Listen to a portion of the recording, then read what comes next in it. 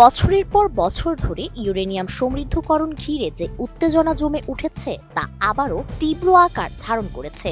মধ্যপ্রাচ্যের আকাশে অস্থিরতার ছায়া যত ঘন হচ্ছে, ততই সামনে আসছে ইরানের পারমাণবিক কর্মসূচির বিষয়টি। যুক্তরাষ্ট্র ও তার মিত্ররা দীর্ঘদিন ধরে অভিযোগ করে আসছে, তেহরানের কর্মসূচি কেবল বেসামরিক ব্যবহারের জন্য নয়, এর আড়ালে অস্ত্র তৈরির সক্ষমতা গড়ে তোলার প্রচেষ্টা রয়েছে। এ নিয়ে দুই পক্ষের মধ্যে একাধিক দফা আলোচনা হয়েছে, কিন্তু সমঝোতার বদলে অবিশ্বাসী যেন বেড়েছে বেশি। ফলে প্রশ্ন উঠেছে, ইরানের কর্মসূচিতে কি সত্যি এমন কিছু আছে যা বৈশ্বিক নিরাপত্তার জন্য হুমকি তৈরি করতে পারে? মার্কিন প্রেসিডেন্ট ডোনাল্ড ট্রাম্প একাধিকবার হুঁশিয়ারি দিয়ে বলেছেন, ইরানকে কোনোভাবেই পারমাণবিক অস্ত্র অর্জন করতে দেওয়া হবে না। তার দাবি, ইরানের হাতে এমন অস্ত্র পৌঁছালে পুরো মধ্যপ্রাচ্য অস্থিতিশীল হয়ে পড়বে। তাই তো তেহরানের সঙ্গে আলোচনার মধ্যেই মধ্যপ্রাচ্যে যুদ্ধজাহাজ ও সামরিক সরঞ্জাম মোতায়েন করেছে মার্কিন প্রেসিডেন্ট। অন্যদিকে ইরান বরাবরই দাবি করে এসেছে, তাদের পারমাণবিক কর্মসূচি সম্পূর্ণ শান্তিপূর্ণ। চিকিৎসা, কৃষি ও জ্বালানি খাতে প্রযুক্তি উন্নয়নের জন্যই ইউরেনিয়াম সমৃদ্ধ করা হচ্ছে বলে জানায় তেহরান। তবে আন্তর্জাতিক পরমাণু শক্তি সংস্থা পুরোপুরি আশ্বস্ত নয়।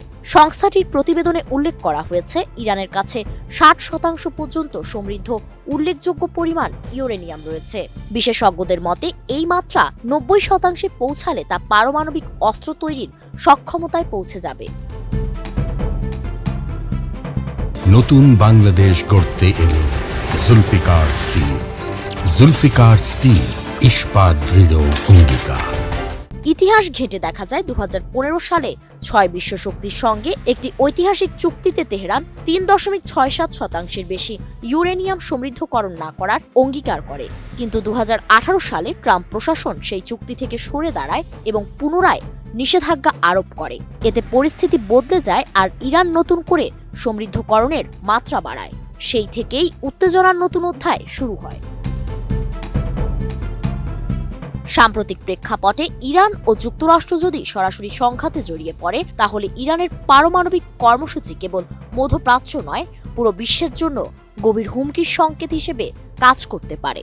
প্রথমত, ইরানের কাছে বর্তমানে 60% পর্যন্ত সমৃদ্ধকৃত ইউরেনিয়াম মজুদ রয়েছে। যদি সংঘাত শুরু হয়, তেহরান প্রয়োজনে দ্রুত সেই সমৃদ্ধকরণ আরও বাড়াতে পারে। দ্বিতীয়ত, মধ্যপ্রাচ্যে যে কোনো পারমাণবিক হুমকি সরাসরি তেলের ও গ্যাসের সরবরাহে বিশাল প্রভাব ফেলতে পারে। তৃতীয়ত, যদি ইরানের পারমাণবিক কর্মসূচি যুদ্ধের সময়ে সরাসরি হুমকিতে পরিণত হয়, তবে এটি পারমাণবিক প্রযুক্তি ও অস্ত্র তৈরির প্রতিযোগিতা বাড়াতে পারে। এর ফলে প্রতিবেশী দেশগুলোরও নিরাপত্তার কারণে পদক্ষেপ নেওয়ার সম্ভাবনা বাড়বে, যা পুরো অঞ্চলে নতুন ধরনের অস্ত্র প্রতিযোগিতা এবং উত্তেজনা তৈরি করবে। সব মিলিয়ে ইরানের পারমাণবিক কর্মসূচি এখন শুধুমাত্র প্রযুক্তিগত বা সামরিক ইস্যু নয়, এটি মধ্যপ্রাচ্যের ক্ষমতার ভারসাম্য, বৈশ্বিক কূটনীতি এবং ভবিষ্যৎ নিরাপত্তা কাঠামোর কেন্দ্রবিন্দুতে রয়েছে। ফারিন রহমান প্রীতি, এটিএন নিউজ।